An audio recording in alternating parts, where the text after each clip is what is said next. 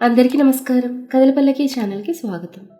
ఇప్పుడు మనం నీకోసమే నా అన్వేషణ పాట 51 విందాం. బన్నీకి స్పృహ రావడంతో ఇక ప్రమాదమేం లేదని డాక్టర్ చెప్పడంతో అందరినీ ఇంటికి పంపించేశాడు దేవ్. గదిలో బన్నీ, సమీర, అతను మాత్రమే ఉన్నారు.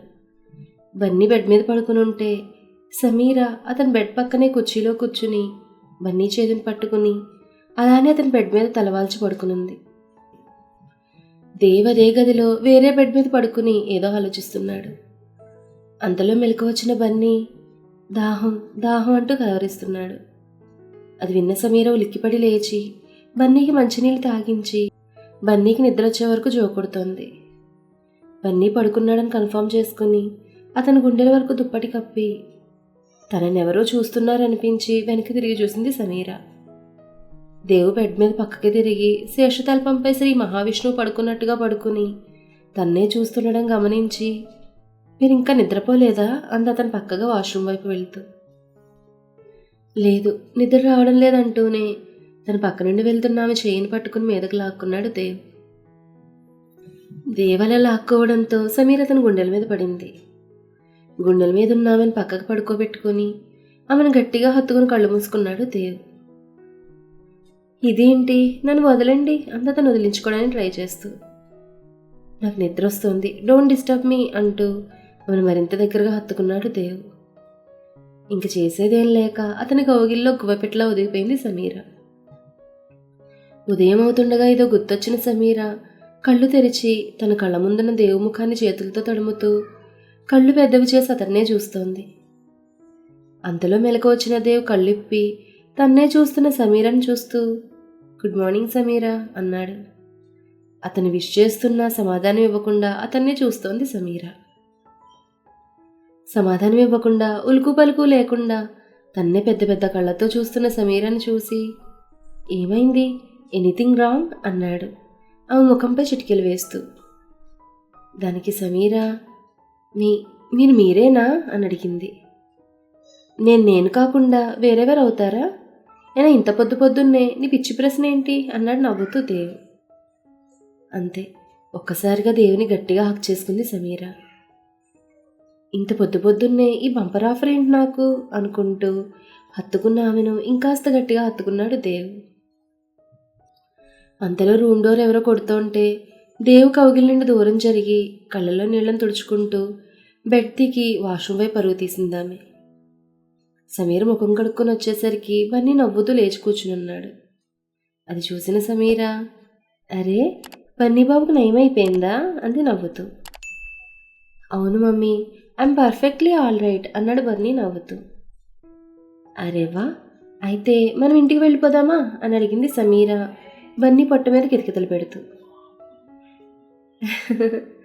బన్నీ దాంతో కిలకిలా నవ్వుతున్నాడు. దాంతో బన్నీ అవునంటే కిలకిలా నవ్వుతున్నాడు ఆ కితకితలకి.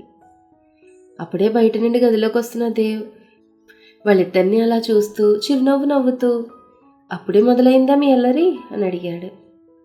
దానికి వారు మేమా అల్లరా అన్నారు ఇద్దరు పెదవి కిందకి విరుస్తూ.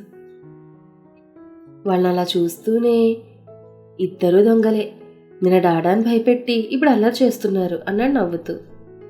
ఆ మాటకి హిహిహి అని నవ్వేశాడు బన్నీ. అని చిన్నగా నవ్వి బన్నీని ఒళ్ళోకి తీసుకుని డాక్టర్ ఏమన్నారు దేవగారు అని అడిగింది Sameera. Bunny health condition perfectly all right అని చెప్పారు, నచ్చితే ఇప్పుడే ఇంటికి కూడా వెళ్ళిపోవచ్చు అన్నారు అన్నాడు దేవ్. అయితే వెళ్ళిపోదాం, నాకు ఇక్కడ నచ్చలేదు అంది సమీర. అవును, నాకు కూడా నచ్చలేదు అన్నాడు బన్నీ. ఓకే, అయితే నేను వెళ్ళి బిల్ పే చేసి వస్తాను, మీరు రెడీగా ఉండండి అన్నాడు దేవ్. అంతలో మైకేల్ టిఫిన్ క్యారియర్ పట్టుకుని గదిలోకి రావడం చూసిన దేవ్ అతని చిరునవ్వుతో విష్ చేశాడు. మైకేల్ చేతిలో టిఫిన్ క్యారియర్ చూడగానే బన్నీకి ఆకలి వేయడం మొదలుపెట్టింది. అది గమనించిన సమీర టిఫిన్ తినాక వెళ్ళిపోదామంది. సరే అంటూ మైకేల్తో బయటికి వెళ్ళాడు దేవ్. దేవ్ వచ్చేసరికి బన్నీకి సమీర టిఫిన్ తినిపించడం పూర్తి చేసి మీకు కూడా టిఫిన్ వడ్డిస్తాను రండి అంది దేవుని చూస్తూ. దేవు ముఖం చాలా గంభీరంగా ఉండడం చూసిన సమీర నువ్వు ఆడుకుంటూ ఉండు అని బన్నీకి టాయ్ ఒకటి చేతికిచ్చి దేవు దగ్గరికి వెళ్ళి అతని భుజంపై చేతిని వేసి ఏమైంది దేవుగారు అని అడిగింది. ఆ మాటకి దేవు ఆమె వైపు చూశాడు. దేవు కళ్ళు ఎర్రటి చీరాలతో ఉన్నాయి. వాటిని చూస్తూనే అంతా ఓకే కదా అంది భయంగా. సమీర భయపడ్డం గమనించిన Dev, yeah everything is okay, ఆఫీసులో చిన్న ప్రాబ్లం అంతే అన్నాడు దేవ్. హో అంతేనా, నేను ఇంకా ఎవరికి ఏమైందో అని కంగారు పడ్డానంటూ చేతిలో ఉన్న టిఫిన్ ప్లేట్లో టిఫిన్ తీసి దేవ్ నోటికి అందించింది. దేవికి ఇప్పుడు తినాలని లేకున్నా సమీర్ పెడుతుండడంతో కాదనకుండా తింటున్నాడు. టిఫిన్ తినడం పూర్తయ్యాక డిశ్చార్జ్ పేపర్ సబ్మిట్ చేసి బిల్ పే చేసి ముగ్గురు కార్ దగ్గరకు వచ్చారు. మైఖేల్ డ్రైవర్ పక్క సీట్లో ఎక్కి కూర్చున్నాడు. కారులో కూర్చున్నాక బన్నీ సమీర ఒళ్ళో కూర్చుని తన బొమ్మతో ఆడుకుంటుండగా ఏదో ఆలోచిస్తున్న దేవి చేతిని సమీర తన చేతుల్లోకి తీసుకుని అన్నీ సర్దుకుంటాయి, కంగారు పడకండి అంటూ అతని భుజం మీద తలవాల్చి కళ్ళు మూసుకుంది. కొద్ది సమయం తర్వాత ఇంటికి చేరారు ముగ్గురు. బన్నీని మైకేల్ ఎత్తుకుంటే సమీర దేవి వీల్చైర్ని ముందుకు నడిపిస్తోంది. అంతలో అక్కడే ఉండండి అంటూ చంద్రకళ పని మనిషి సాయంతో దిష్టి నీళ్లతో ముగ్గురికి దిష్టి తీయించి లోనికి రమ్మని చెప్పింది. ఏంటమ్మమ్మా ఈ ఫార్మాలిటీస్ అన్నాడు దేవ్ విసుగ్గా. ఇవి ఫార్మాలిటీస్ మాత్రమే కాదు, నమ్మకాలు కూడా. మీరెంతో పెద్ద గండ నుంచి బయటపడ్డారు, మరి మీకు దిష్టి తీయకపోతే ఎలా చెప్పు అంటూ మైకేల్ చేతిలో ఉన్న బన్నీనెత్తుకుని ముఖమంతా ముద్దులు పెట్టి భయపెట్టేశావురా బడవా అంది నవ్వుతూ. తనేమందో అర్థం కాకపోయినా బన్నీ కిలకిలా నవ్వేశాడు. అది చూసి మురిసిపోతున్న సమీరతో, నేను ఆఫీస్కి వెళ్ళాలి, అందుకే నేను రెడీ అవ్వడానికి నాకు కాస్త హెల్ప్ చేయవా అన్నాడు దేవ్. సరే అంటూ బన్నీ జాగ్రత్తని మైకేల్కి చెప్పి దేవుని తీసుకుని లిఫ్ట్ వైపు నడిచింది సమీర. గదిలోకి వెళ్ళిన వెంటనే తన చైర్ పట్టుకుని తనకి వెనుగ్గా ఉన్న సమీరను ముందుకు తెచ్చుకుని ఆమెను ఒళ్ళో కూర్చోబెట్టుకుని, ఏమైంది నీకు అని అడిగాడు దేవ్. నాకేమైంది అంత ఆశ్చర్యంగా అతని వైపు చూస్తూ. ఇప్పుడు కాదు, ఉదయం లేచిన వెంటనే నన్ను అలా ఎందుకు హక్ చేసుకున్నావు అన్నాడు ఆమె కళ్ళలోకి చూస్తూ. అది అది అంటూ ఏం చెప్పాలో తెలియక అతని వైపు చూస్తూ, బన్నీ తల్లెవరు అంది కళ్ళని కిందకు వాల్చేస్తూ. ఆ మాటకి, ఇప్పుడు దాని గురించి ఎందుకు, ముందు నేను అడిగిన ప్రశ్నకు సమాధానం చెప్పు అన్నాడు దేవ్. ముందు మీరు నేను అడిగిందనే సమాధానం చెప్పండి అంది సమీర. ఏమని చెప్పాలి? అదే బన్నీ తల్లి గురించిన వివరాలు. ఇప్పుడెందుకు? అది కావాలి కాబట్టి. సరే, ఏం వివరాలు? అది మీరు ఆమెను ఇష్టపడ్డారా? ఇద్దరి మధ్య కొన్ని నిమిషాలు నిశ్శబ్దం. అంటే మీరు తను ఇష్టపడే, అదే మీరు ఆమె ఇష్టపడే బన్నీని కన్నప్పుడు తనెందుకు బన్నీని వదిలి వెళ్ళిపోయింది? తను వెళ్ళలేదు, వదిలేసింది. వాట్? అంటే బన్నీని ఆమె వదిలేసిందా? అవును. కానీ ఒక కన్నతల్లిగా తను ఎందుకు అలా చేసింది? తెలీదు. మరి మీరు ఎప్పుడు ఆమెను అడగలేదా? అడిగే సమయం ఇంకా రాలేదు. అంటే అంది అర్థం కాక. నువ్వు అడిగిన వాటికి నేను సమాధానాలు చెప్పాను, ఇక చాలు అంటూ ఆమెను తన ఒళ్ళో నుంచి లేపి నిలబెట్టి వాష్రూమ్ వైపు వెళ్ళిపోయాడు దేవ్. దేవ్ వెళ్ళిపోయినా ఇంకా అదే విషయం గురించి ఆలోచిస్తూ నిలబడి ఉండిపోయింది సమీర. వాష్రూంలోకి వెళ్ళిన దేవ్ ఏమని అడగాలి, ఎవరిని అడగాలి అని బాధగా షవర్ ఆన్ చేశాడు.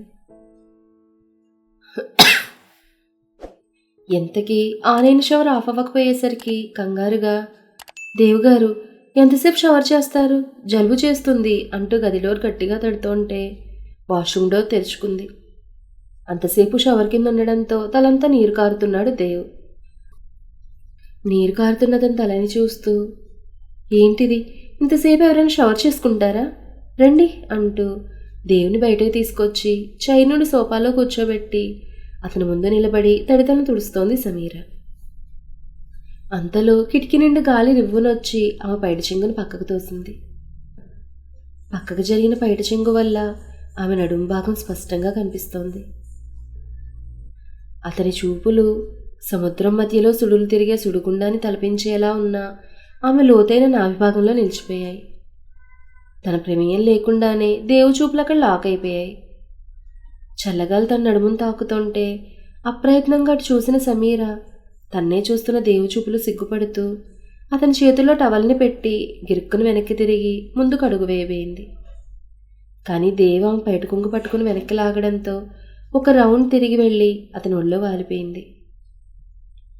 బయట పట్టుకుని లాగడం వల్ల బయట కొంగు పక్కకు జరిగి ఆమె అందాలు మళ్లీ కనులకు విందు చేస్తుంటే ఒక చేత్తో బయట చెంగును ఒంటి నిండా కప్పుకొని ఏం చూస్తున్నారు అని చిరుకోపంతో. నువ్వేం చూపిస్తే అదే చూస్తున్నాను అన్నాడు కొంటెగా దేవ్. మిమ్మల్ని అసలు మీరు పొండి, నేను మీకు ఏ హెల్ప్ చేయను అంటూ లేవబోతుంటే ప్లీజ్ ప్లీజ్ వెట్ హెయిర్ అలాగే వదిలేస్తే నాకు జలుబు చేస్తుంది అన్నాడు దేవ్ అమాయకమైన ముఖం పెట్టుకుని ఆమె వైపే చూస్తూ. దేవ్ అమాయకమైన ముఖం చూడగానే కరిగిపోయిన సమీర ఉండని తుడుస్తాను అంటూ లేచి నిలబడి కొంగు నడుం చుట్టూ తీసుకుని బొట్లో తోపుకొని దేవు తడితలను తుడుస్తోంది. తనకు సేవలు చేస్తున్నామని చూస్తూ నీతో నేను అగ్నిసాక్షిగా 7 అడుగులు వేయలేకపోయినా నువ్వు మాత్రం భార్యగా చేయాల్సిన అన్ని విధులను సక్రమంగా నిర్వర్తిస్తున్నావు. నిజంగా నువ్వు కార్యేషుదాసిలా నాకు అన్ని విధాలా సాయపడుతున్నావు అనుకున్నాడు తన మనసులో. అంతలో అయిపోయింది, వెళ్ళి రెడీ అవ్వండి, ఆఫీస్కి టైం అవుతుందన్నారుగా అంది దేవు నుండి దూరంగా జరిగి. అని చిన్నగా నవ్వి రెడీ అవ్వడానికి అద్దం ముందుకు వెళ్ళాడు దేవ్. ఇంతలో మైకేల్ బన్నీని తీసుకుని రావడంతో బన్నీని మంచం మీద పడుకోబెట్టి మందులు వేసి కాసేపు బజ్జో కన్నలు బాగా అలసిపోయావంటూ అతని పక్కనే కూర్చుని జోకొడుతోంది సమీర. ఇంతలో దేవు రెడీ అయ్యి సమీరకు బాయ్ చెప్పి మైకేల్తో సహా అక్కడి నుంచి వెళ్ళిపోయాడు. బన్నీ పడుకోవడంతో విసుగ్గా ఉండి స్నానం చేసొచ్చి తను కూడా బన్నీ పక్కనే పడుకుండిపోయింది సమీర. మధ్యాహ్నం 2 అవుతుండగా ల్యాండ్లైన్ ఫోన్ అదే పనిగా మోగుతుంటే కళ్ళు నులుకుంటూ లేచి కూర్చుని ఫోన్ చేతిలోకి తీసుకుని హలో అంది సమీర. అటు నుండి పడుకున్నావా, ఇంకా లంచ్ చేయలేదా అన్న మాట విని అది కాస్త నీరసంగా ఉంటేను బన్నీతో నేను కూడా నిద్రపోయాను దేవు గారు అంది ఆవలిస్తూ. నిద్రపోయిన చాలు కానీ లేచి వెళ్ళి లంచ్ చేయండి అని చెప్పి బాయ్ అని చెప్పి కాల్ కట్ చేశాడు దేవ్. దేవ్ కాల్ కట్ అయ్యాక వాచ్ వైపు చూసి అప్పుడే 2 అయిందా అనుకుని లేచి వాష్రూమ్కి వెళ్ళొచ్చి బన్నీ ఇంకా పడుకుండడంతో తను తినేసి బన్నీకి ఫుడ్ రూమ్కి తీసుకొస్తే సరిపోతుందనుకుని కిందకు వెళ్ళింది సమీర. సమీర కిందకు వెళ్ళేసరికి సరోజ లంచ్ చేస్తూ కనిపించింది. సమీర రావడం చూసిన సరోజ బన్నీ ఇంకా నిద్రలేవలేదా అని అడిగింది. లేదు చిన్నత్తయ్య, అందుకే నేను తిని వాడికి తీసుకెళ్దామని వచ్చానంటూ తన ప్లేట్ పెట్టుకుని అన్నం వడ్డించుకుంది. సరోజ కూరలు వడ్డిస్తుంటే సరోజతో మాట్లాడుతూ అన్నం తినడం పూర్తి చేసి ఇంకో ప్లేట్లో కాస్త పెరుగన్నం బెండకాయ ఫ్రై వేసుకుని బన్నీ కోసం తన రూమ్కి తీసుకెళ్ళింది సమీర. సమీర గదిలోకి వచ్చేసరికి బన్నీ నిద్రలేచి సమీర ఎక్కడ కనపడకపోవడంతో కళ్ళు నిలుముకుంటూ మమ్మీ అని ఏడుస్తున్నాడు చిన్నగా. ఏడుస్తున్న బన్నీని చూసిన సమీర చేతులున్న ప్లేట్ను మంచం మీద ఉంచి బన్నీని తన ఒళ్ళోకి తీసుకుని నేను ఎక్కడికి వెళ్ళలేదు కన్నలు, నీకోసం ఫుడ్ తేవడానికి వెళ్ళానంతే అని బుజ్జగిస్తూ బన్నీ కథలు చెప్తూ అన్నం తినిపించింది. అన్నం తిన్న తర్వాత బన్నీతో హోంవర్క్ చేయించి కొన్ని పజిల్ గేమ్స్ ఆడుతూ అలానే ఇద్దరు గదిలో ఉండిపోయారు. చీకటి పడుతున్న వేళ ఒరే తాత తాత అంటూ గదిలోకి వచ్చాడు దేవేంద్రవర్మ కంగారు పడుతూ గదిలోకి వస్తున్న అతన్ని చూస్తూనే ఒళ్ళో ఉన్న బన్నీని మంచం మీద కూర్చోబెట్టి ఏమైంది తాతగారు అంది సమీర కూడా కంగారుగా అతని వైపు చూస్తూ.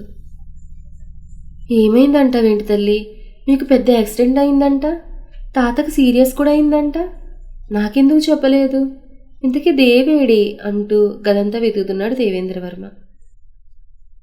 అతను పడుతున్న కంగారుని చూసి అతనికి ఏమైనా అవుతుందేమో అని కాబరాపడిన సమీర ముందు మీరు ఇలా కూర్చోండి అన్నదాన్ని బెడ్ మీద కూర్చోబెట్టి తాగడానికి మంచినీళ్ళు ఇచ్చి అతను మంచినీళ్ళు తాగి నిదానించాక బన్నీని అతను ఒళ్ళో కూర్చోబెడుతూ యాక్సిడెంట్ జరిగిన మాట నిజమే, కానీ మాకు ఎటువంటి పెద్ద గాయాలు తగలలేదు, బన్నీకి కూడా ఏమవ్వలేదు, జస్ట్ స్ట్రెస్లో వీడి కొద్దిసేపు స్పృహ కోల్పోయాడు అంతే అంది నిదానంగా. అంతేనా, ఇంకా నేనేమైందో అని హళ్ళ చచ్చాను. అయినా అంత జరిగినా నాకెందుకు ఎవరూ చెప్పలేదు అన్నాడు కినుక్క. మీరు ఊరికి వెళ్ళారని మీకు ఎవరు చెప్పలేదనుకుంటా. అయినా మాకు ఎవ్వరికీ ఏం అవ్వలేదు కదా. పైగా మీ మనవడు ఆఫీస్కి కూడా వెళ్ళిపోయారు అంది సమీర. ఏంటి, వాడు ఆఫీస్కి వెళ్ళిపోయాడా? ఏ 2 రోజులు ఇంట్లోనే రెస్ట్ తీసుకోవచ్చు కదా. నేను నువ్వైనా వాడికి కాస్త చెప్పి ఇంట్లో ఉంచలేకపోయావా అన్నాడు కాస్త అసహనంగా. దానికి సమీర నవ్వేస్తూ, మీ మనవడు ఆఫీస్ విషయంలో ఎవరి మాట విండు, అది మీకు మాత్రం తెలీదా చెప్పండి అని అడిగింది. అవును, అది నిజమే అంటూ గుడిలో ఉన్న బన్నీని ముద్దు చేసే పనిలో పడిపోయాడు దేవేంద్రవర్మ. బన్నీ కూడా ఆయనతో ఆడుకునే పనిలో పడిపోయాడు. ఆడుకుంటున్న ఇద్దరిని అలా చూస్తూ, మీరు ఆడుకుంటూ ఉండండి, నేను వెళ్ళి మీ ఇద్దరూ తినడానికి ఏమైనా తీసుకొస్తానని చెప్పి అక్కడి నుంచి కిందకి వెళ్ళిపోయింది సమీర. సమీర వంటగదిలోకి వెళ్ళి వేడివేడి పకోడీలు వేసి వాటికి తోడుగా బాదం షేక్ చేసి 2 గ్లాసుల్లో పోసి గదికి తీసుకెళ్ళడానికి లిఫ్ట్ ఎక్కింది. సమీర కిందకి వెళ్ళిపోయాక దేవేంద్రవర్మ బన్నీ ఆడుకుంటుండగా సమీర ఫోన్ మోగింది. మొదటిసారి రింగ్ అయినప్పుడు ఇద్దరూ ఆటల్లో పడి దాన్ని పట్టించుకోలేదు.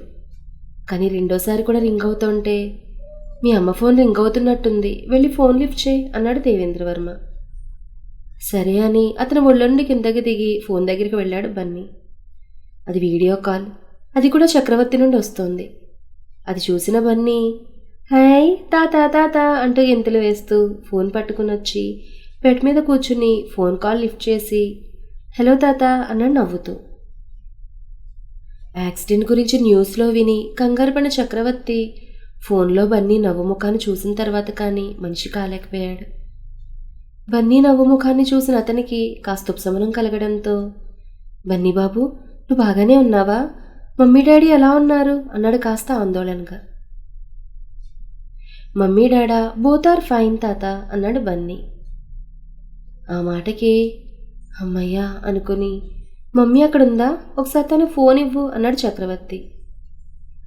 మరేమో మమ్మీ నాకు బిగ్ గ్రాండ్ ఫాకి ఫుడ్ తీసుకురావడానికి కిందకు వెళ్ళింది అన్నాడు బన్నీ. అది విన్న చక్రవర్తి, ఈ బిగ్ గ్రాండ్ ఫా ఎవరు అని తన మనసులో అనుకుని అదే అడిగేశాడు బన్నీని. బిగ్ గ్రాండ్ ఫా అంటే అని చక్రవర్తికి అర్థమయ్యేలా ఎలా చెప్పాలా అని బుగ్గన వేలు వేసుకుని ఆలోచించి, బిగ్ గ్రాండ్ ఫా అంటే డాడా వాళ్ళ గ్రాండ్ ఫా అన్నాడు నవ్వుతూ.